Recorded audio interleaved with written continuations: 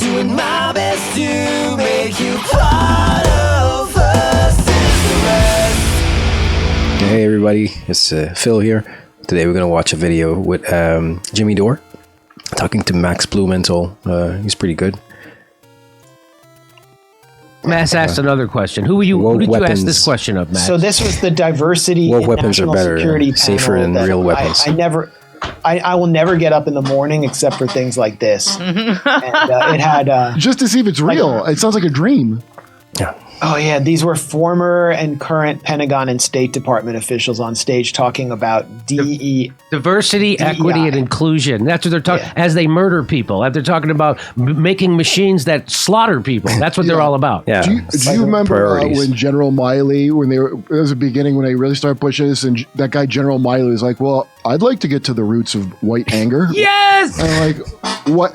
So you can stop bombing people? What do you do? So here's Max interrupting. Watch his questions are hilarious. Not interrupt, politely asking a question. Politely asking a question, and they're hilarious. He's usually pretty questions. polite. I mean, he's got class. Hello, Max Blumenthal, the Gray Zone. My pronouns are Trump, Russia. Lockheed Martin has been.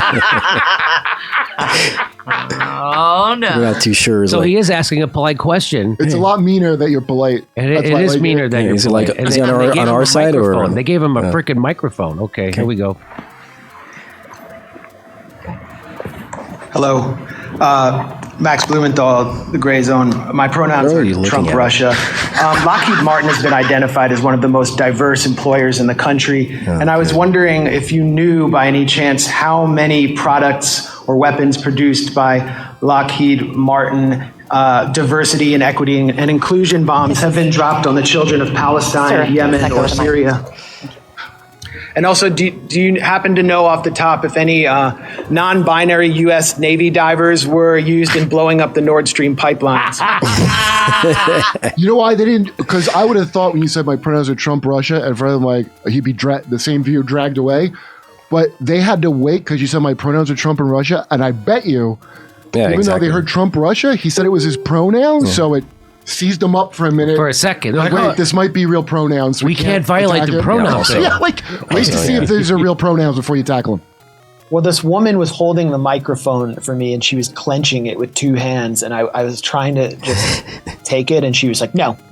And as soon as I said that, and then I said Lockheed Martin, you could see she was pulling it away, but I managed to hold on to it long enough to get the first part of my question off. Because I thought it was important to have the microphone for the live stream, their official live stream, but then I just had to do the rest acoustically without so that second part you didn't do with their microphone? I thought you did. Yeah, no, they yanked the mic. I mean, that's me just holding my phone. Oh, okay. And they didn't answer you, though.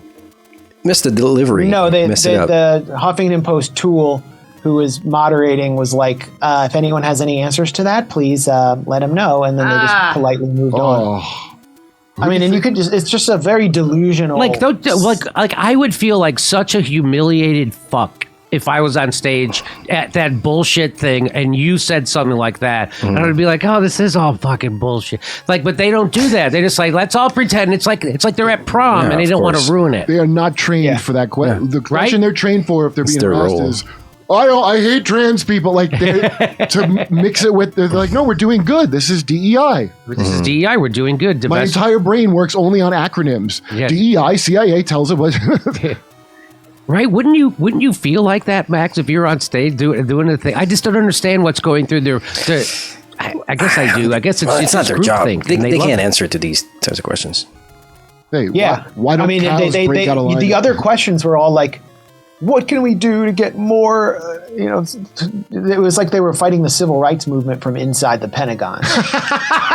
that's just what it was like. We need to cross this bridge, and I don't know if I'm going to reach that mountaintop with you, but I'm going to bomb the crap out of Yemen. It was like, but they don't understand. There was no political education in that room. It was just pure careerism, and everybody there also believes in this, idea of America, and they don't believe they don't have any concept of what the military actually does to people abroad.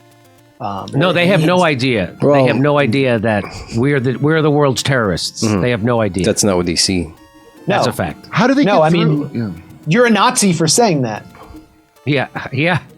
How did they get through? Like, okay, it kind of reminds me of going to when I was a kid, going to Kingdom Hall, and you'd give a presentation, and everybody be like, like that, and it'd be boring.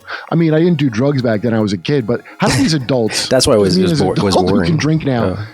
But you doing that's probably the most level of interest or excitement. You say this is boring and paranoid. Like I was like, thank God. How do they sit there sober? Because because they are meeting people, they're making money, and they're climbing in their career. Yeah, that's what that is. That's yeah. Like I sat at a table in front of Maddow, and everyone who sat down with me, everybody's playing their role, introduced themselves. They were very genial. One woman was from the UK mission at the UN. Another guy was from some venture capital firm, and then a woman was at some national security. They don't want to blow it up. These people are like would not pass a Turing test to see if they're a human.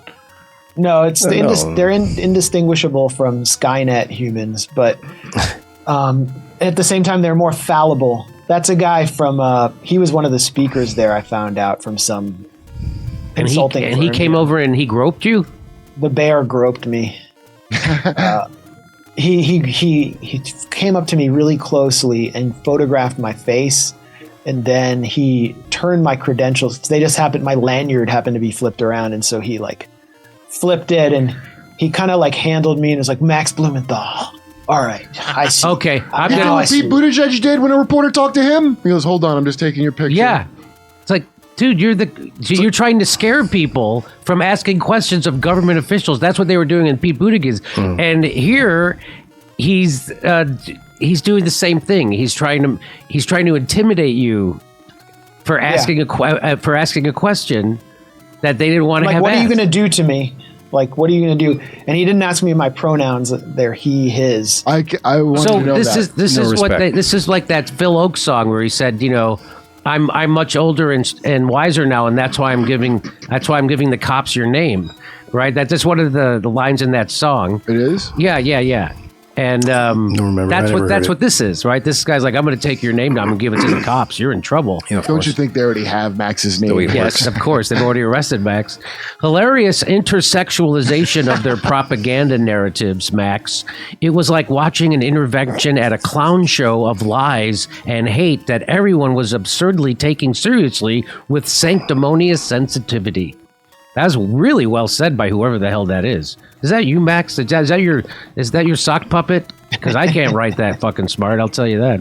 I'm too tired to write that well right now. But I mean, what we're seeing there is the sort of future vision of the hegemonic imperial culture, which is intersectional and values everyone as a tool to advance a violent racist project that is neocolonial and dominates the majority of people in the world who are non-white.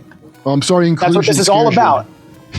Yeah, because they're always blaming racism, here in Canada, United States, and everything. But what is more racist than going to another country and declaring that they're not a democracy, and then you just move over their own population, interact with them and try to take over their culture, take over their ideas. And I think that's even more racist than what we are told what racism is. Taking away somebody from his roots, may they be his land or his culture, is in fact a higher level of racism than what most people would consider, which is not none of it is good, but something we should think about much more, I think. Say it again. What is it all about? Say it again. It's all about using people of color and LGBTQ folks as tools, useful tools for the white supremacist transatlantic empire that seeks to dominate the majority of the people in the world who are not white. That's why they need them. The irony. It's just like the Republicans nominating Clarence Thomas, but on a global scale. And none of these people are going to be able to be some black woman gets in the Pentagon and starts to see, wait a minute, what we're doing with AFRICOM is actually harming women in Cameroon. Nope, you're out of there. We need you to be the next Lloyd Austin. There's no questioning. So you actually have to rupture any international racial solidarity in the name of this BLM style woke branding. It's the intersectional empire, and it's far more dangerous than the old empire of, Henry Kissinger. Because it's everywhere. And it's named for Harry Truman, the guy who bombed Japan with nuclear weapons. But I mean, Yeah, he was a Democrat, but he gets it. they're trying to transcend that. They named, because he's a Democrat who knows we need a muscular foreign policy. They Yeah, always say, who said that? I heard that stupid term from that guy that wrote the book about Stalin, that historian, Stephen Kotkin. He goes, well, we're muscular a muscular foreign policy. That's how you You know do it. what though? If you look at in this light, doesn't she kind of look like Bill Gates? Truman. She does, right? A little bit. Khan. If you The other look, one looked more, it looked like she Khan has- is like a... No, that's like brilliant, actually. if Bill Gates was human, that's what he would look if like. he got a new No, skin suit. they both try to have this frumpy affect, and she had these loafers on instead of wearing like fine shoes. She's wearing kind of loafers, and it's an expensive getup, but it also simultaneously looks frumpy to make her look approachable, the same way Bill Gates does. I like that. of It's course. like a class update on the old Michael Moore. Wear your frumpy sweatshirt and have a limo drop you a block away and walk out. Update on a classic. I can't comb my hair, but I can still dye it. That's what I like about Michael Moore. He doesn't comb his hair, but he still dyes his hair. That's how you know. That's how you know that's a fucking costume that Michael Moore's wearing. That's a costume. Yeah. The guy's worth $50 million, which I'm jealous of. That doesn't make him a bad person. He did it No by need to doing be. movies but still, I'm sure you're he's fine, always Jimmy. shitty. Anyway, Not too but bad. I did. That's when he dresses like that. That's a costume. Just like when the stroke victim.